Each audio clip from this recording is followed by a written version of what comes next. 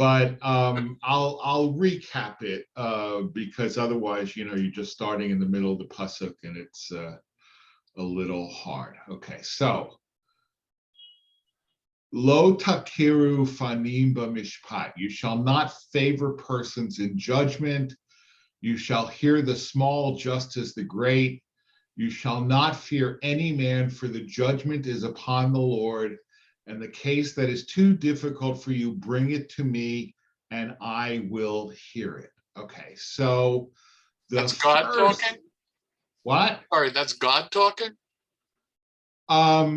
That's Moses. That's Moses talking. Moses. Yeah. I mean, Moses is always talking on behalf of God.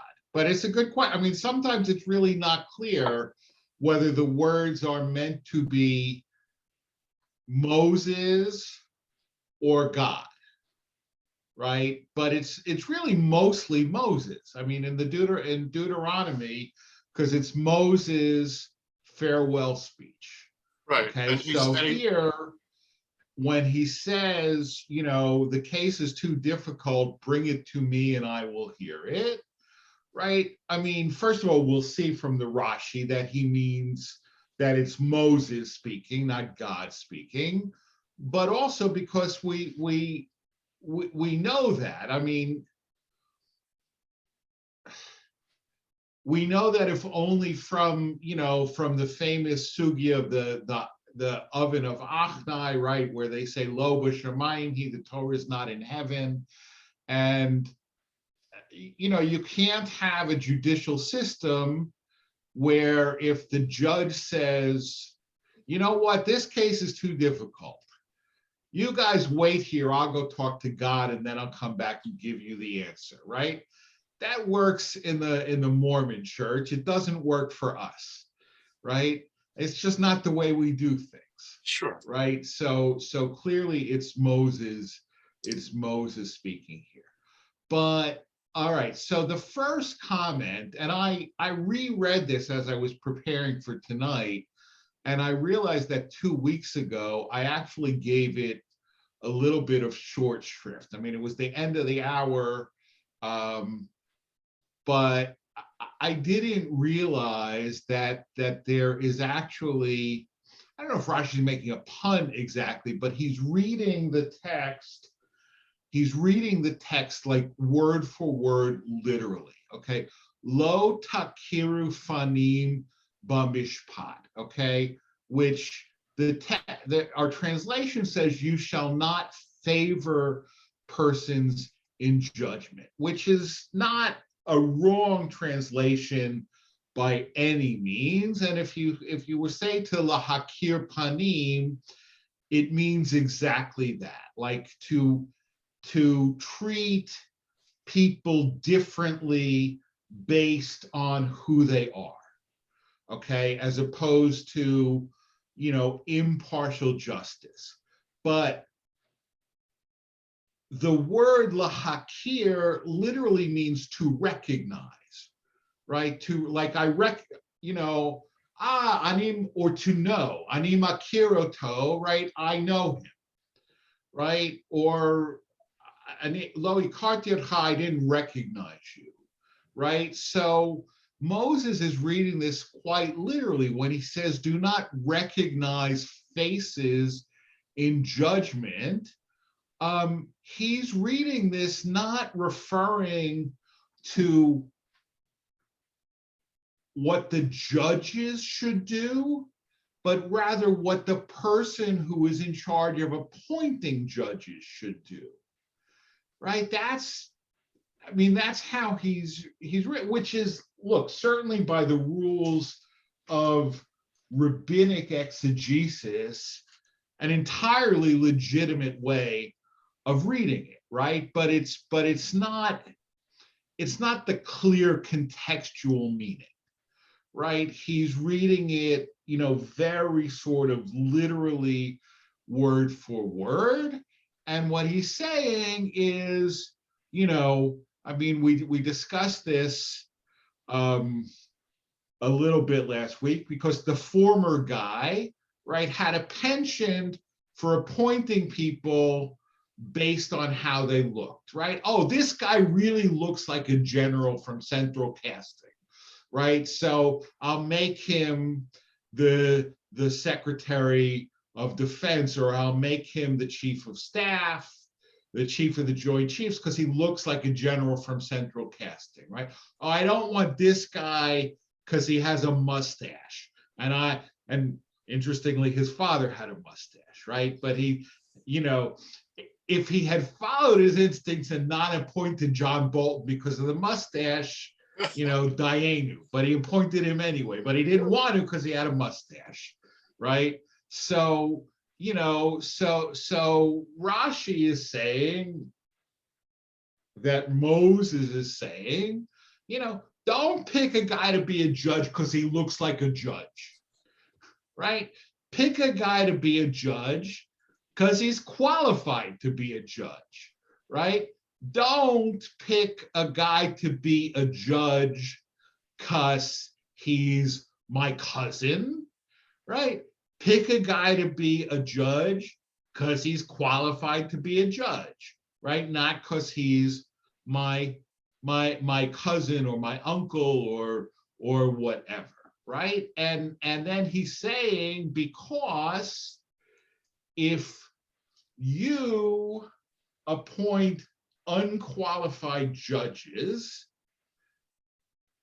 and they screw up,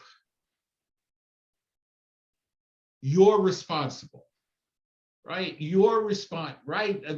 You appointed an unqualified judge.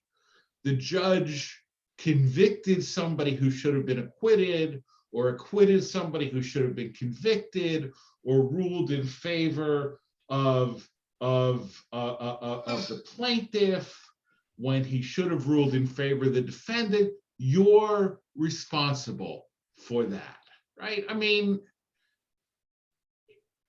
there is some theory of that in American law, I think, at times, right? Like if a hospital fails to vet a physician properly, right? And the physician, commits malpractice, the hospital administrator could be, or the hospital as a whole could be held responsible too. Like you have an affirmative responsibility to do your best to appoint qualified people, and not just people who look like they should be judges, or because because they're your relatives. Okay. Questions or comments on that? Great. So we'll go on.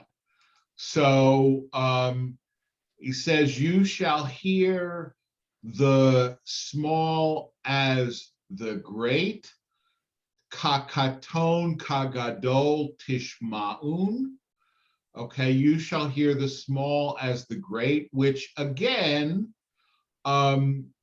I think in its contextual meaning is referring to the litigants, right? It's not referring to the case, right? But Rashi is in his first interpretation of this phrase is saying, it is referring it not to the litigants, but to the case itself, that you don't take a high value case and put it, on the docket ahead of a low value case just because it's a high value case, right? I mean, which is I think actually the courts in this country don't necessarily follow that. I mean, certainly, things, I don't know so much monetary, but certainly things get fast tracked for certain reasons, certainly get fast tracked to or at the Supreme Court because, there are important issues of public policy and they could become mooted if the court, takes its normal time and hears the case and, decides 10 months later. So that's the first way he understands it. But then he has a davar acher, another explanation, where it does refer to the litigants and not to the case itself, right? And that you should neither, because one would first of all think, I mean, look,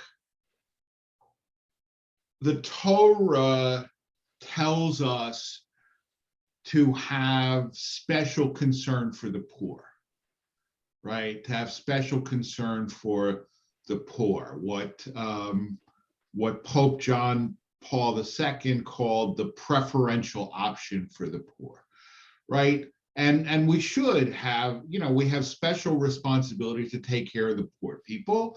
So you might think, therefore, I should always give the poor person the benefit of the doubt. When they appear before, I'm a judge and the poor person appears before me, I'll give them the benefit of the doubt. Or I'll rule in their favor because, the other litigant is wealthy, he can afford it, right? I mean,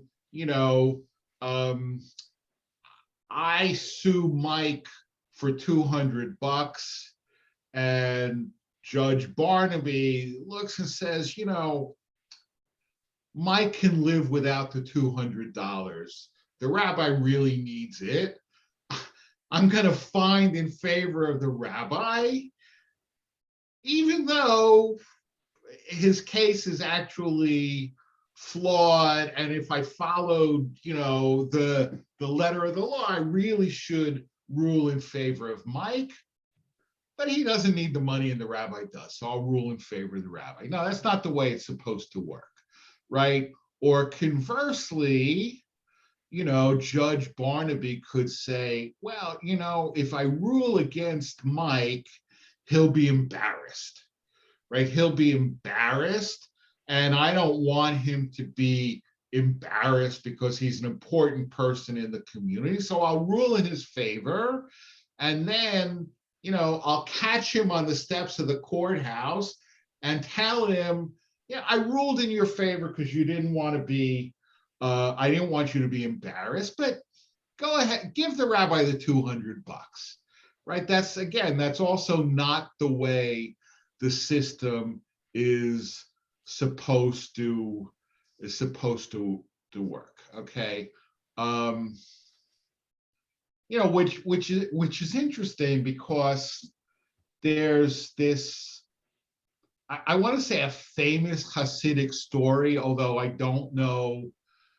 I mean, I've only seen it in secondary sources and I don't know like who it's actually attributed to, but there's this story about the wife of a Hasidic Rebbe who accused their maid of stealing valuable candlesticks, right? And so the Rebbetzin is going to the court to prosecute the case against the maid, and she sees her husband, the Rebbe, heading out the door too.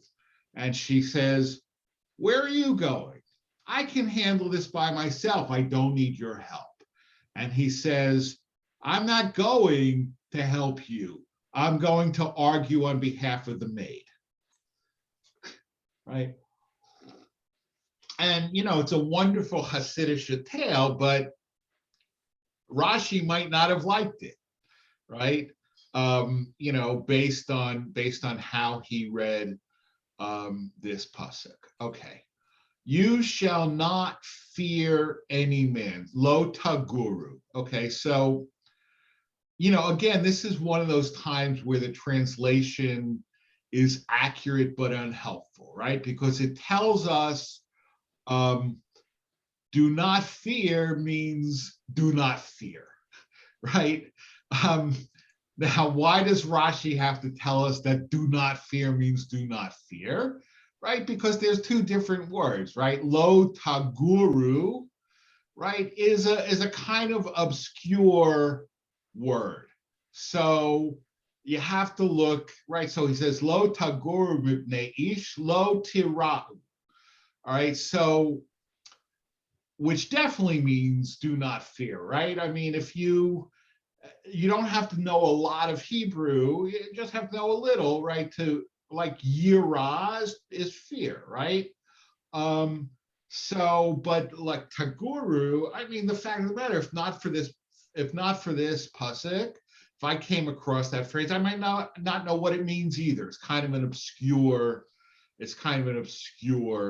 word, right? But the translation, I mean, there should at least be like an asterisk explaining what's going on, because otherwise the translator looks like an idiot. He's telling you do not fear means do not fear, right? But it's two different Hebrew words that he translates by the same English word. But then he has a davar acher, another explanation. Lo taguru, do not taguru, whatever that means. Lo tachnis dvarecha mibnei ish lashon oger. Okay, so he's saying do not gather in, meaning stifle your words because he connects it, instead of meaning to fear, he connects it to the shorsh la'agor, right? Like a reservoir is a ma'agar mayim.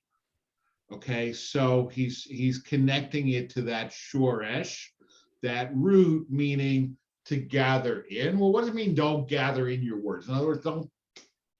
Right? I'm afraid to speak out because the person in front of me is powerful. Right? But if you are a judge, you're not supposed to take that into consideration. You're not supposed to say the litigant standing in front of me is wealthy, is powerful, is the president, whatever. It doesn't matter. You're supposed to judge according to the evidence and the law. Okay. For the judgment is upon the Lord. Ki hamishpat lelohim hu. And again, Rashi is reading this quite literally. Because if you read it in its context, ki hamishpat lelohim, judgment belongs to God, right? Or I mean, mishpat doesn't mean just judgment; it also means justice, right? You can say justice is godly, right? Justice is godly, or justice is God's, right? And so, if you are a judge, right, you're in essence acting in the place of God. Right, so you have to act the way that God would. But Rashi is reading this quite literally, almost bizarrely, right? That if you're the judge and you screw up, right, and you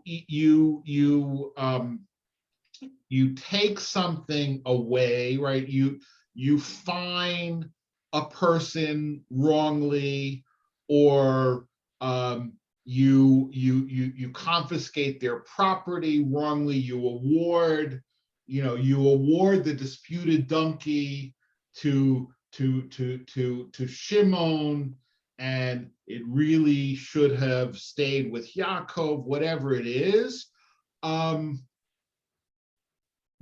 is going to have to make it up to him. Right? God is going to have to make it up to him. And therefore, you're stealing from God, right? You understand what he's saying, right? In other words,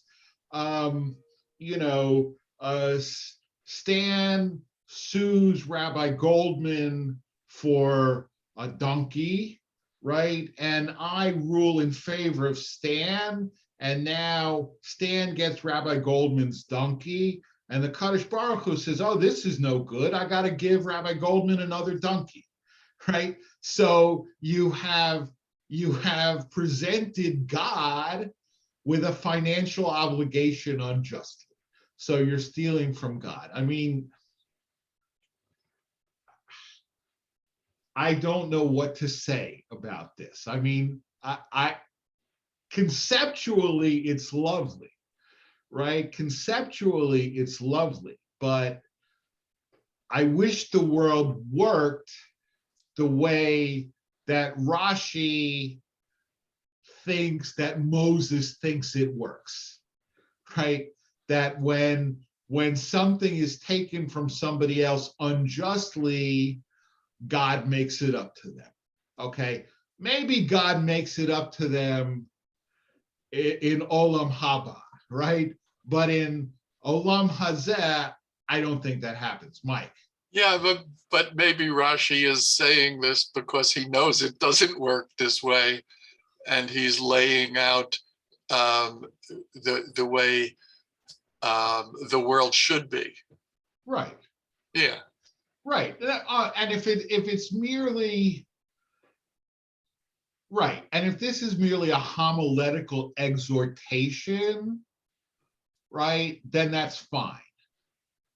Right? If he really thinks the world actually works that way, we're going to have a discussion. Right? But yeah, no, as a homiletic, I mean, you know me, I would never say that, right? I would never stand up on the bima and say, you know, if you do such and such unjust thing, God is going to punish you, right? I mean, maybe some rabbis would. I don't know. I mean, you know, I could conceivably stand up there and say, you know, if you do such and such an unjust thing, you deserve to be punished by God, right? But to say you're going to be punished by God, I mean, we just know the world doesn't work that way, right? So I find it a little problematic. All right. Anyway, so and this gets to the question that you asked me 20 minutes ago. The case that is too difficult for you, bring it to me, okay? Because of this he says presumptive, I think he means presumptuous statement. Moses forgot the law regarding the daughters of Zelophehad, okay, in Numbers 27:1. Okay, this needs to be unpacked, right? I think Rashi is seeing this as kind of arrogant, right? Either he's seeing it as arrogant, you know, I know you guys are going to screw up, so bring it to me, right? Or he sees it as presumption, like Hoshed Baksheri, that he's, I don't even know how to say that in English, that he's The opposite of implying giving a benefit of the doubt. not giving somebody the benefit of the doubt. Thank you. That he's assuming that judges will actually find cases to be too difficult, so they have to bring it to Moses. You know, Right? we would say it's above my pay grade. I mean, it's to this day, that's a routine thing. Yeah, that's a routine thing, but it's different. And judges do it, and they say, and I know this is going to go to the appeals court, but this is my ruling. And they know it's going to go there. No, any rabbi, any pulpit rabbi does that, right? Pulpit rabbis are not poskim, right? And certainly, you know, people have brought questions to me, right? And I say, I'm going to consult Rabbi Dorf on this one, or I'm going to consult Rabbi Roth on this one, right? Because it is above my pay grade. But if you came to me with a shaila and said, Rabbi Arian, I have a question, go ask Rabbi Dorf, right? That would be different, right? In other words, if I know my own limitations, I should know my own limitations, right?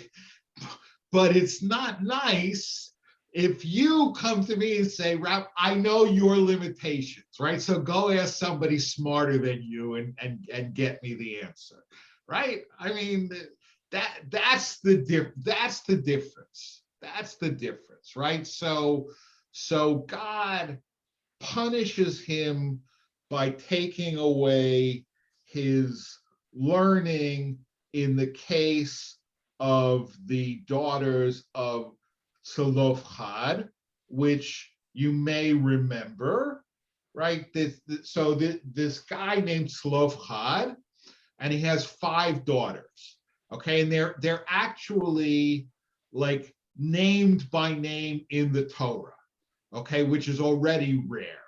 Okay, because right, we know that like Lot was married to a woman whose name was Lot's wife, right? And Potiphar was married to a woman whose name was Potiphar's wife, right? And Noah was married to a woman whose name was Noah's wife, right? But the daughters of Zelophehad actually had their own names, right? And he dies, right? And according to the laws of inheritance as it's originally given, the sons inherit, and the oldest son gets a double portion, right? He didn't have any sons. He didn't have any sons. He had 5 daughters, and now he's dead. What happens to his estate, right? And his daughter. So it probably goes to his nephew, right? But his daughters come to Moses, and they say, "This isn't fair. This isn't fair, right? Why should our family estate be wiped out just because he had only daughters and not sons?" And Moses essentially says, you make an interesting point, right? Wait here. I'll go talk to God and I'll come back with the answer, right? There are a number of cases in the Torah where Moses does this, where he says, I don't know exactly. Let me go ask God. Okay. That was great for Moses. It doesn't work now, right? So in this specific case, God says, right, Cain benot Zelophehad sodkot, right? The daughter Zelophehad, they're right. They should inherit. Okay, so they do inherit, but on one condition: they have to marry men from the same tribe. Okay, why do they have to marry men from the same tribe?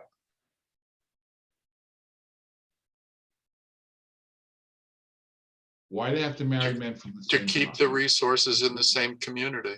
To keep the resources in the same tribe. Exactly, right? I mean, the sons are obviously in the same tribe, right? So the sons could marry whoever they want because it stays within the tribe, right? But if the daughters of Zelophehad are from, Benjamin, and they marry somebody from Shimon, right? Then the land passes to the tribe of Shimon, and that's no good. So they can inherit, but they have to marry within the same tribe. Okay, but why? Moses should have known this, right? Moses should have known this, but God punished him by taking away his learning either because he was arrogant or because he did not give the future judges to be appointed the benefit of the doubt and assumed that they would not know. So God took away briefly his look. And this is not uncommon. I mean, it happened to Hillel also. I mean, I actually remember teaching this sugya once for our siyum on the morning of the first Seder, okay, where they appointed him as the as the Rosh Hashiva, and he started giving them a hard time because Hillel was an Oleh Hadar. He was from Babylonia, right? So he was a poor immigrant.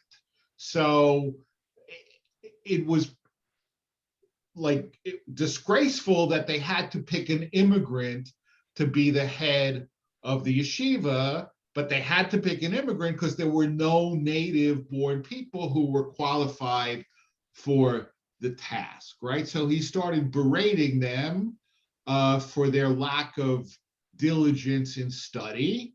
And then they came to him with a question, where they asked him, all right, because the Korban Pesach, right? The Korban Pesach is slaughtered even on Shabbat, right? It's actually very similar to the laws of a Brit Milah on Shabbat, right? If a baby is born on Shabbat, the Brit Milah is the next Shabbat, right? But the Moel has to bring the equipment before Shabbat, right? I mean, unless you live in an Eruv, right?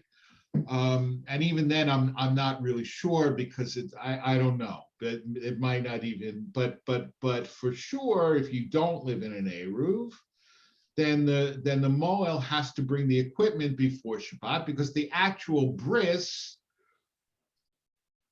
overrides Shabbat, but the carrying of the equipment doesn't, right? So the question that they asked him was, when Pesach falls on Shabbat, and the Korban Pesach has to be slaughtered on Shabbat, but they forgot to bring the knife, what happens, right?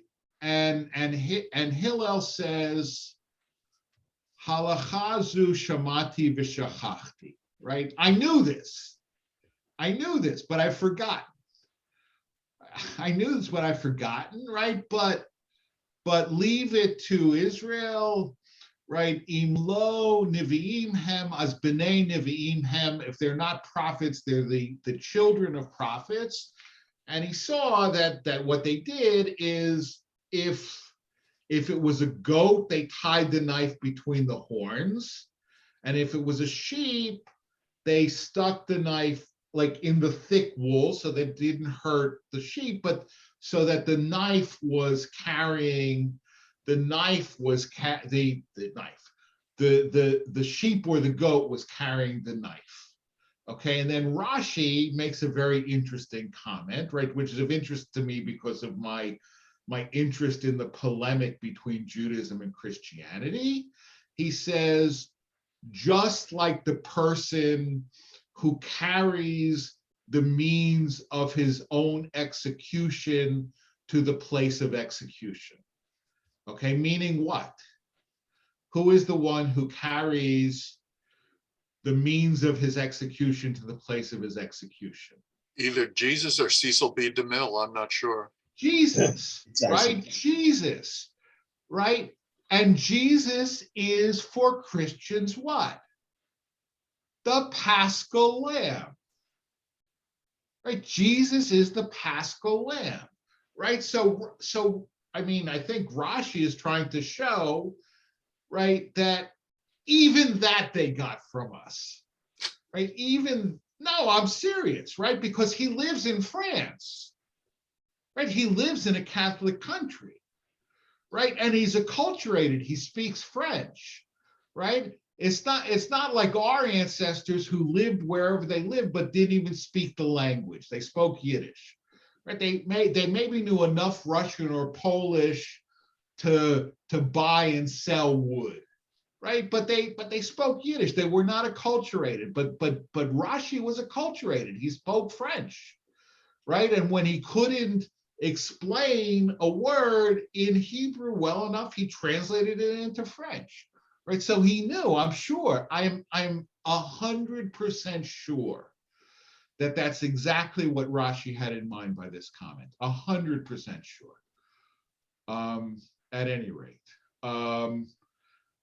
So we have this story of Slavchad, and then he says similarly, he did the same thing to Shaul, when Shaul said, "I am the seer, ani haroeh," and God took away his learning because God. I had to look up this story, but God tells him, I'm taking away, I'm taking away the kid,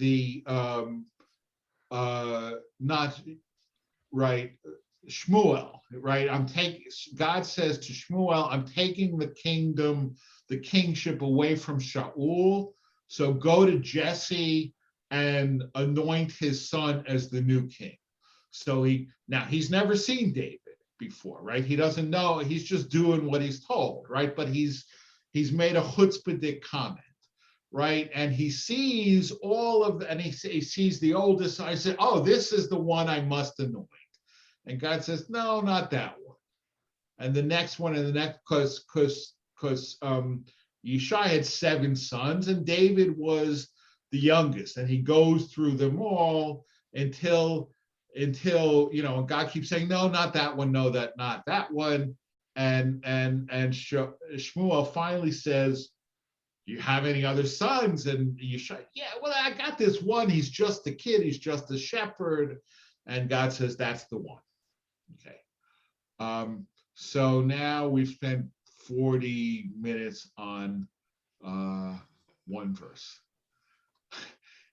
We'll finish this maybe by the time Mashiach comes.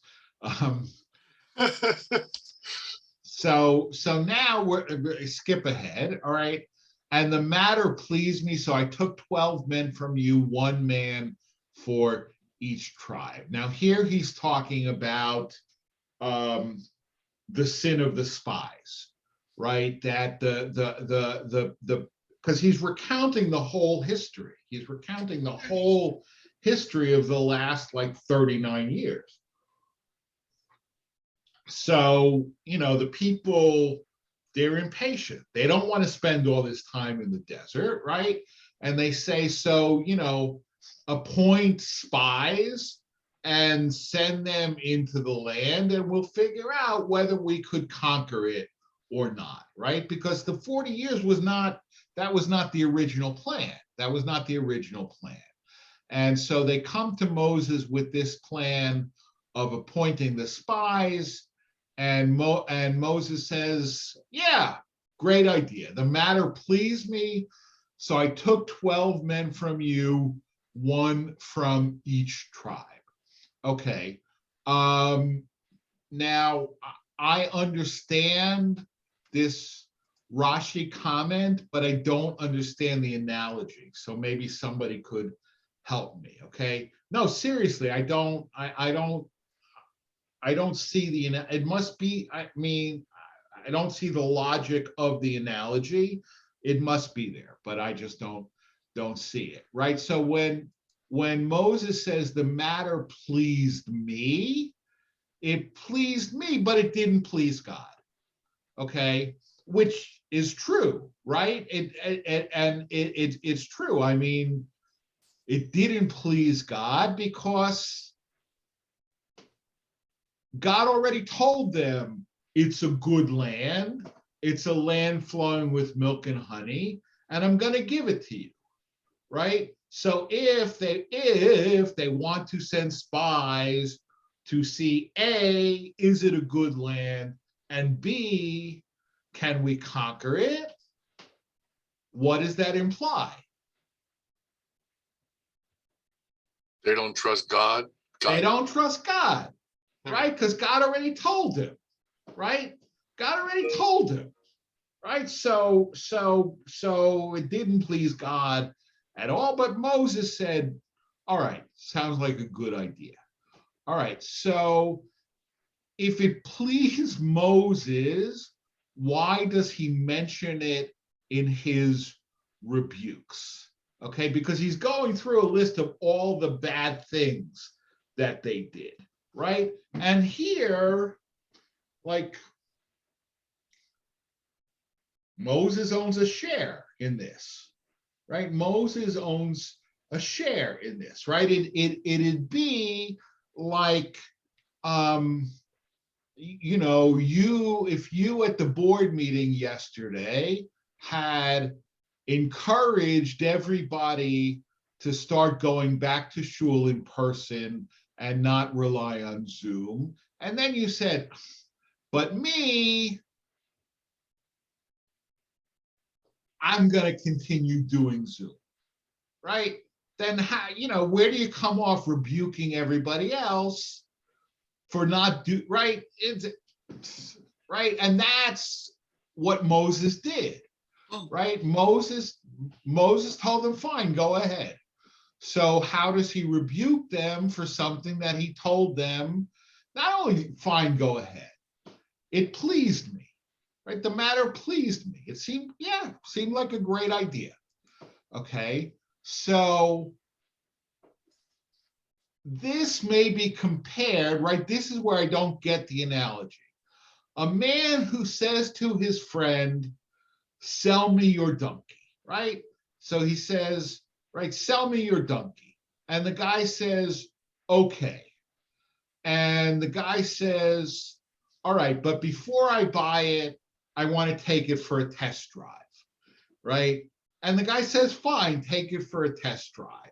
And he says, I have to warn you, right? I'm taking it in mountains and valleys and hills. And the guy says, fine, take it in mountains and valleys and hills. So now the prospective purchaser says, if he's willing to allow me to take the donkey for a rough test drive, I don't need to take it for a rough test drive, right? Because he obviously has confidence in the quality of his donkey. So he says, all right, fine, I don't need to take it for a test drive. Here's the money, okay? So I understand the point, but I don't get the analogy, okay? So he goes on and says, I too consented to your words, thinking that you would perhaps reconsider when you saw that I do not withhold it from you, but you did not reconsider. I don't get it. But you have, I don't know. Who's that last sentence spoken Moses. by? It's Moses. Moses saying that? Yeah. Moses consented to the words of the spies. No, the words of the people asking to appoint spies. Okay. And thinking that they would reconsider because Moses said, go ahead, send anybody you want. Then they said, oh, well, if you're that, they should have said, if you're that confident, we don't need to go. Okay. But they didn't. They didn't say that. I get it. Yeah, okay. All right. It makes sense now. Thank you. I don't know why I didn't see that before. But yeah, all right. Right. Fine. If you agree to the plan to send spies, you're obviously confident in the report that they'll bring back. Right? So therefore we don't need to send the spies. Okay. Makes sense. I mean, I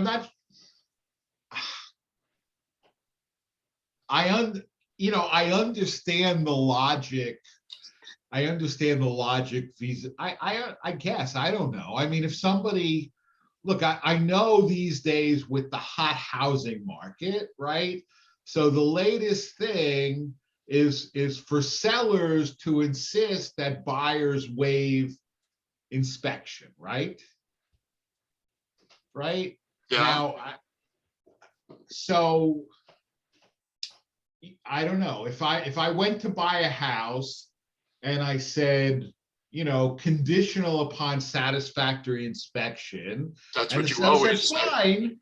And so would I say, okay, since you agree to inspection, I don't need one? Right? I mean, I didn't do that. And if I wanted to do that, Mike, you would never have let me do that. Well, of course not. I was helping my daughter. Do you have a second? I was helping my daughter buy a house in Potomac, and there were multiple offers. And in those days, we presented in person. And the agent came out and she said they would like to take your offer because it's the strongest or whatever, but they would like you to scratch out the home inspection contingency. Right. And I said, absolutely not. I said, there's no way I would let anybody ever buy a house without an inspection right. Right. And so, and not for my daughter, but not for anybody. And Right. the agent went, because it was the agent, it wasn't the sellers. And the agent went back into the room and 20 minutes later said, okay, we'll sell it to you anyway with it in. My daughter would have killed me if she knew. She still doesn't know. Well, yeah. Because I was risking her house, Right. which, you know, she did not want anything to get in the way of, except it's my job to protect her. So yeah, no. Right. She does not yet know. Okay, but you may have forgotten that my brother knows your son-in-law. Help yourself. All right. So I took from you, I appointed the spies, 12 men, 1 man for each tribe. This tells us that the tribe of Levi was not with them, right? Because there were 12 tribes, but there were really 13 tribes, because Ephraim and Manasseh were not the sons of Jacob. They were the sons of Joseph, right? And if you look at the list of 12 tribes, right, you don't see a tribe of Joseph, right? But you see a tribe of, Ephraim and Manasseh, but they're really only half tribes, okay? So what is the point of telling us that Levi was not included in the spies, that there was no spy from the tribe of Levi?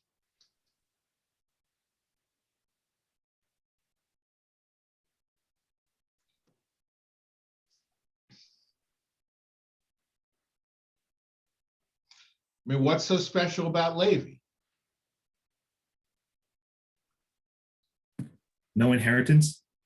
No inheritance, and Right. they're Levi, right? And what? I mean, they're the tribe of Levi are the Levites, right? They have a special role, right? On the one hand, right? They have an elevated position. On the other hand, they don't have land, right? On the third hand, they don't need land because all of the other tribes have to pay them tithes, right? But this, I think to me, this comment justifies both. It justifies their special status, but it also justifies why they don't inherit land, right? Because they didn't participate, right? They didn't participate in the espionage, right? So they don't get land. Okay. Now,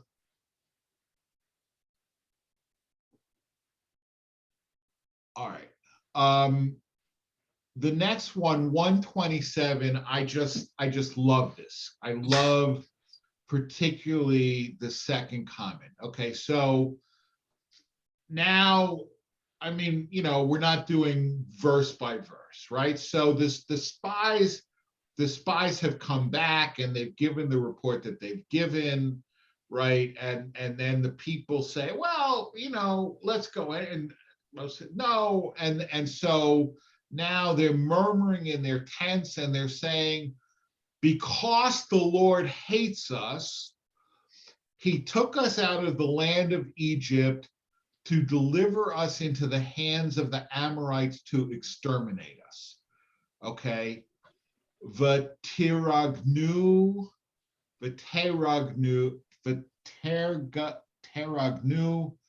ba'oholechem. Teragnu also also an obscure word.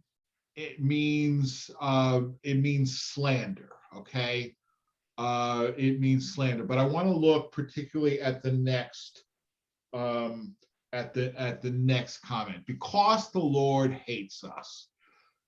Really, however, he loves you, but you hate him.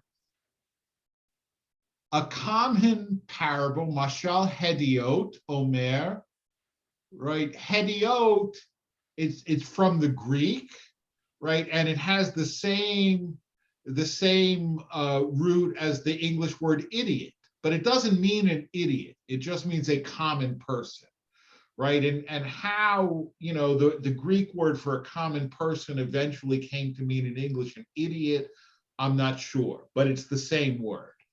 Okay, it's the same word. A common parable says, what is in your own heart about your friend, you imagine is in his heart about you. Okay, what do we call this in current English psychological parlance? Right? They say God hates us, but really God loves you, you hate him.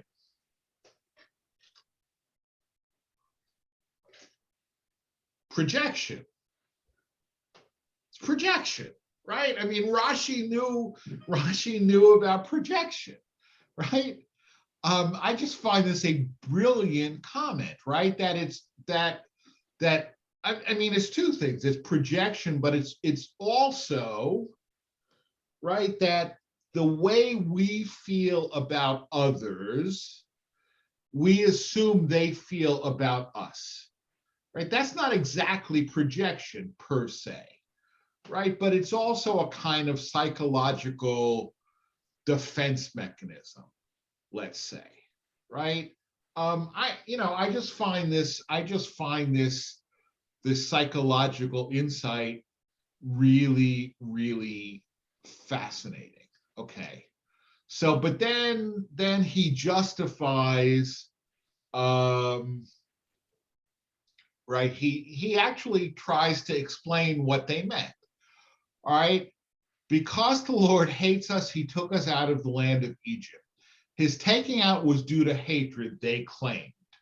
Right? This may be compared to a mortal king who had 2 sons and 2 fields, one well irrigated, the other dependent upon rain only. To the son he loved, he gave the well-irrigated field, and to the one he hated, he gave the one dependent upon rain only.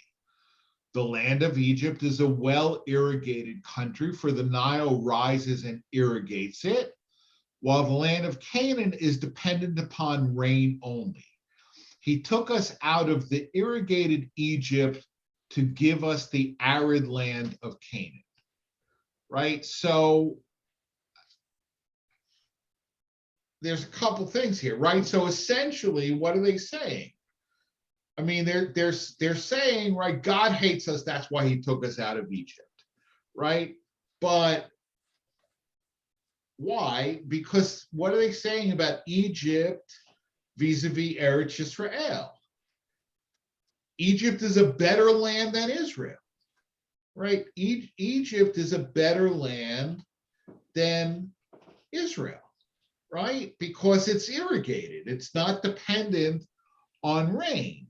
Okay. And obviously, irrigated land is more valuable than non-irrigated land that depends on rainfall. Right? I mean, it's interesting, right? Because if you look at the Haftarah that we read,